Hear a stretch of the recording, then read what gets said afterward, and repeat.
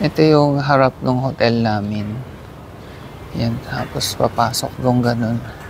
Ayun siya. May pumapasok. After 10 hours, nandito na kami sa aming room. Yung pangalan ng hotel naman ay Saraceni Mansion. Medyo looban siya. Pero ang nagustuhan kasi namin dito, ang laki ng room. Pakita ko na lang sa inyo. Tapos may ref at may breakfast buffet. Hulaan nyo kung magkano. Comment down below. Pero sasabihin ko rin naman ngayon in 5, 4, 3, 2, 1. 1-3 per night. O diba, ang mura nun na may breakfast buffet for 2. Bukas i-vlog natin yung breakfast buffet kung sulit ba. So ito na, mag-umpisa na tayo. Ito yung pinto ng room. Tapos dito sa right side, may malaking cabinet. As in, cabinet talaga. Ang laki-laki. Oh. Pero ang hanger, apat. Sa nilaki-laki ng cabinet, 4 yung hanger. Pati sa taas, mayroong pang space. Pero hindi naman natin gagamitin yan.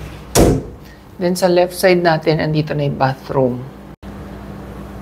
Medyo luma na yung bathroom, pero okay pa naman. At saka, ang laki. Ito yung toilet, may bidet, may hot and cold shower, and may upuan pa tayo doon pag napagod tayo habang nagsha-shower. May shower gel at may shampoo. May gripo din doon. Tapos dito, ito na yung ating lavatory. Yan, ayun ako, hello. Ang daming lalagyan ng skincare dito. Yan kasi yung isa sa ano namin, yung lalagyan ng skincare sa banyo. Ang daming lalagyan ng skincare sa banyo, sakto. So ito na, pagpasok sa room, ang laki 'di ba? Yung kama namin parang king size. Sobrang laki. Tapos dito tayo, merong vanity. Luma na. Tingnan nyo, nababakbak na yung leather ng upuan. Pero okay naman. So, may malaki tayong mirror. Yung mga hotel namin sa Cambodia, walang mirror sa room. Pupunta pa akong banyo para mag-mirror. Dito, meron. At meron tayong TV na may TV box. Yung sa Cambodia din, sorry nako-compare ko kasi galing kami doon. May TV pero pag on ko ng TV, wala akong mapanood. So, plus yan. Dito, pwede tayong magkaroon ng working station. Basta lagyan lang ng upuan. At ito na, yung malaking ref. Kami naman, pwedeng mag-grocery. Diba? May lalagyan pa ng tubig yung ano. Parang sa atin. Ang sosyal, luma na pero meron siya lalagyan ng tubig. Ang galing. Pero hindi natin gagamitin yan kasi syempre luma na. Tapos dito may kainan pa kami. Diba? May mga extra storage pa doon. Meron ba tayong balcony? Shucks, may balcony pa kami. Sulit na to sa 1-3 per night. Malaki din ha. Tapos meron ding hugasan ng kamay ko. Kahit pa paano may view naman tayo dito. Yung hotel, maganda yung view. Ayan. Medyo maingay lang kasi yung aircon luma na. Pero ang ganda, may tambayan pa sa labas. Yung aircon medyo maingay. Pero may humming sound lang naman. Hindi ko sure kung yung aircon o yung sa labas. Parang yung sa labas yung naririnig ko kasi nung lumabas tayo yun yung maingay. Yung ng aircon. Tawag doon. Compressor. Ayan. Try, natin. Comfort test ang bed. Naman? Firm. Hindi ako lumubog. Tapos not too much. Not too firm. So, masarap. Tsaka ang luwang. Ngayon, violet ang ating vaklang. Ang daming bakla dito. Ang aming wall. So, magpahinga lang kami saglit, tapos magdi-dinner. Hindi pa kami nagdi-dinner. Pero ang layo. Mga 450 meters away siya sa 7-Eleven. Tapos 900 meters away siya sa Chatuchak Market. Di ba? Medyo malayo. May kasamang exercise pag nag-night market.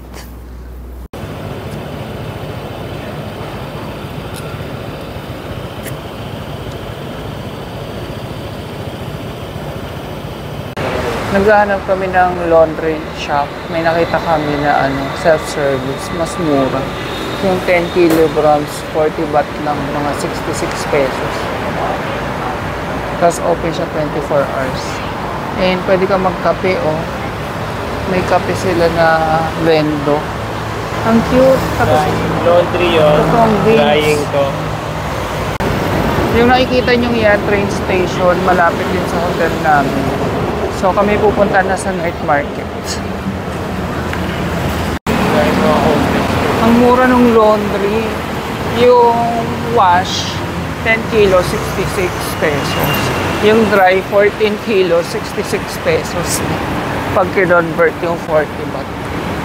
Grabe. Pero self-service yun. Okay lang. Hintayin na lang namin pag laundry.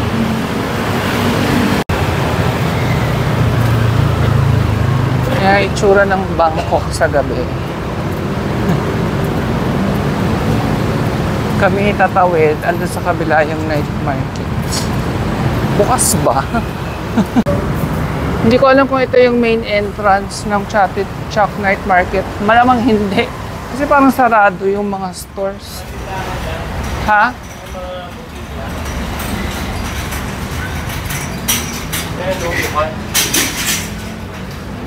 Okay. Hindi lang yun yung main entrance.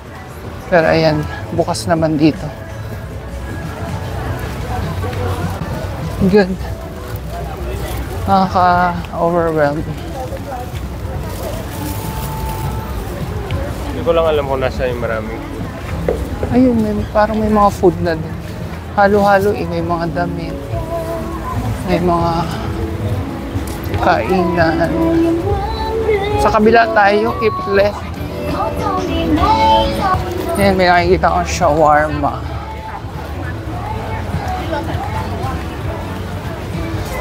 Lemonade. Ito mga mushroom, oh. Ito mga inihaw na mushroom. Mga oyster. Vegetarian.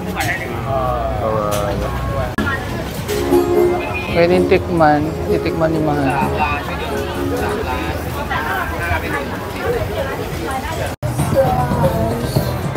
Hinahanap namin kung saan yung mga food kasi yung napuntahan namin puro damit. Baka eto. Habang hinahanap namin yun sa food, ayan, nakikita ko yung price ng mga damit. Mga tagwa 100, yung pantulog.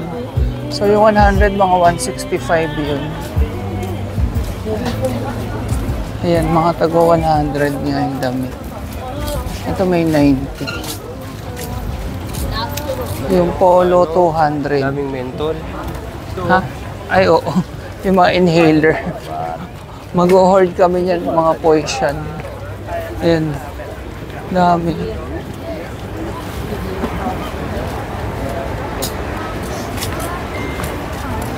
Yes!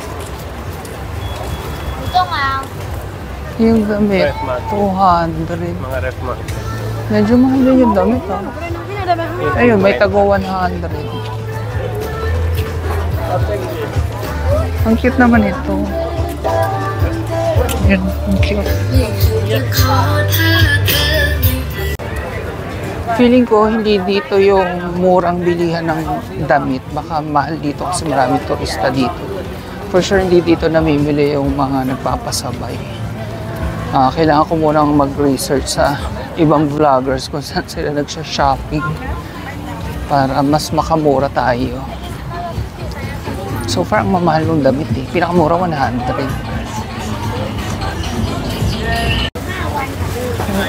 Octopus ata yan. Ang lalaki ko. 100 baht. Tentacles. Takoyaki.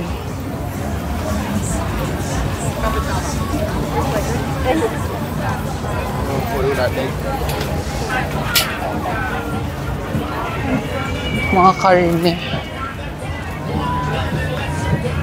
juice, green Thai milk tea. Ito, titikim din tayo mga fruits, 50 baht. 50 baht yung mga fruits.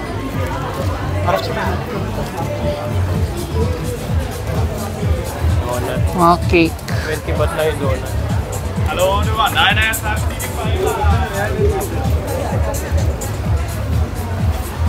Juice. Oo. Ano to? Ito yung mga insekto. Pork. Ay, mga insect. Okay. Kainin na natin.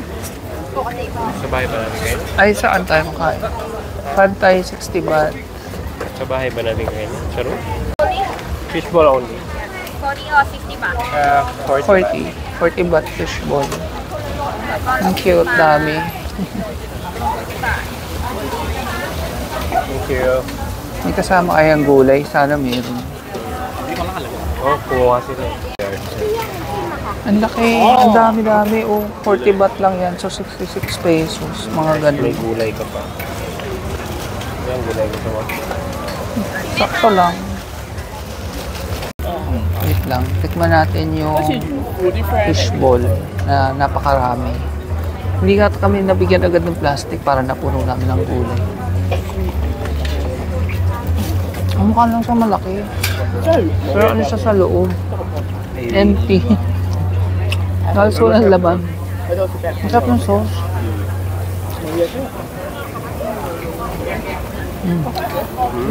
Coriander. Alright. Coriander ba yun? Hindi ba?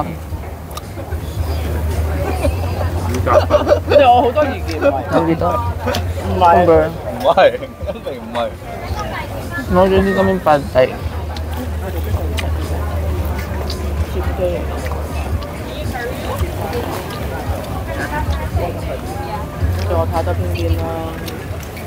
Fishball ba siya? Fishball.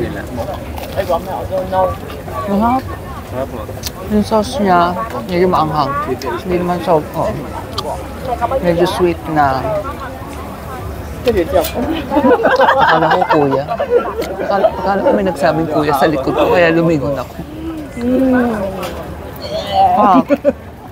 Itong sa likod ko, yung sa pad thai, hinihintay lang namin. Spicy. Saka, kahit na walang laman yung loob niya, ang laki-laki pa rin niya, kung mabubusog ka pa rin. Ang dami pa rin yan. 尷尬，不所謂茅喎，好似 Ang galing din ng pad thai niya. Kaya customizable. 我已經盡量想收翻。 Depende sa cost. Alam niyo ba, wala pa kaming pad thai na nasasarapan sa Pilipinas, di ba? So baka dito, bibigyan namin ng chance. Ang sarap yung sauce ko. Parang may honey. May tamis-tamis ng konti.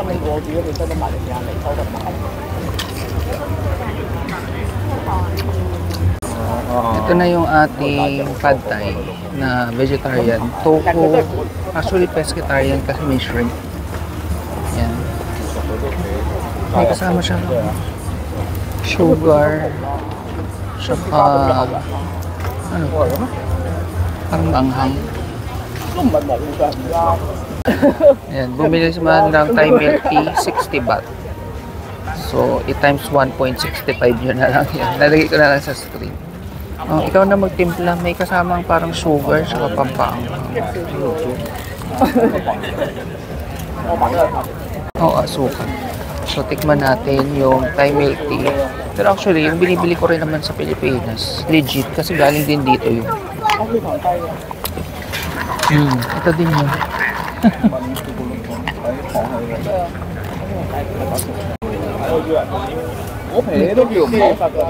Daming mani. Let's see kung magustuhan namin.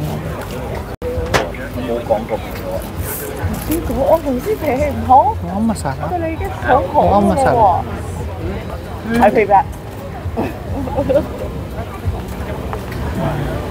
Parang sarap. Oh, ito na ang moment of truth. Kung masasarapan kami sa authentic. Siyempre authentic to, nandito tayo. Ipon din mali.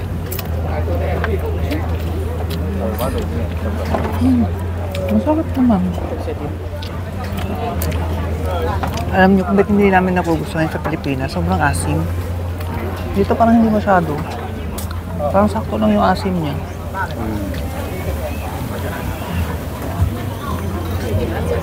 Sakto. Masarap nga. Ng ipon. Ang weird, bakit yung sa pad thai sa Manila, sa Philippines, hindi natin nagugustuhan?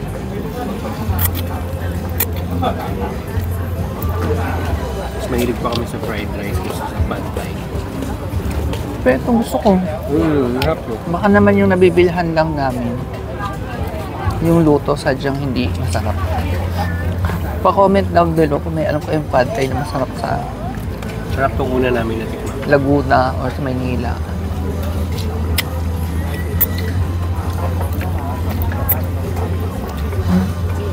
Init. Sarap. Soybean french fries. Kakaiba din. Di ba ito, mahilig si Mahal sa inhaler. Sabi ko sa kanya, yun ang bagay sa kanya, oh, sa baba. Laki. Oh.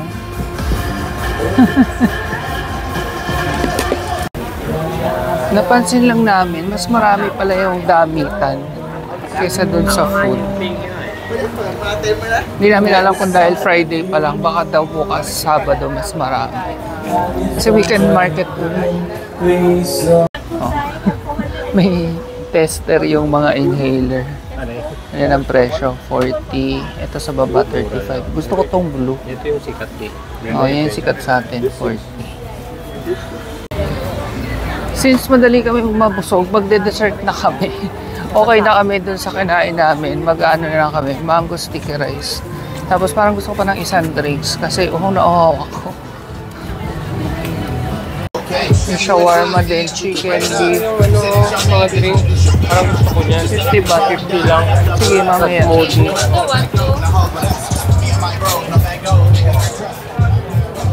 Ito parang mga Ganda, photo. mga Ah, kakanin niya. Dami. Ang cute naman. Bulaklak yung iba. Full cup. Thank you very much. ขอบคุณค่ะ Naka-video lang. Sabi niya, bastos na. Sorry naman. Ito yung mga mushroom, oyster mushroom na grilled. หมูไหมคะไก่ทอด Mga chicken. Naghanap ko yung mango sticky rice. Ayun, nakita ko na. Ito parang kakanin din. Rice fried. Ah, may pork sa loob. Ito ang mango sticky rice ni ate. Lalaki ng mangga nila. 60 baht. Sarap. Isa lang. Laki. Passion fruit na shake. 50 sa mga 82 pesos siya. Masarap. Totoong passion fruit, hindi powder. Na ano ko pa nga iboto, nangangalot-ngalot ko. Then, mango sticky rice, sabay na namin kakainin. Ay, sa hotel. Uwi na kami. Room na kami. Hall muna tayo lang napamili. So, ayan yung mango sticky rice. Maya-maya na busog na kami. Tapos itong inhaler. Sa akin tong blue. Tapos dito ang saya-saya kasi may malaking tubig sa Cambodia. Yung susunod sa 1.5, OA na. Sobrang mas malaki pa dito. So, yan. Ano yan? 41 baht. So, mga almost 70. Ganyan. Naantok na kami kasi alam na. 10 p.m. na. Pero may binili kaming mango sticky rice. So, tikman natin. Huh? Ito ay 60 baht. Let's taste. Siyempre, legit to kasi nandito tayo sa Thailand. Sa Pilipinas pa lang na mango sticky rice. So, natikman ko eh. Ano yun? Ano to?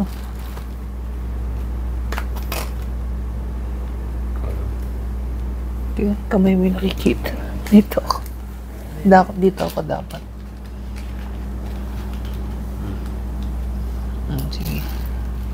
ganun.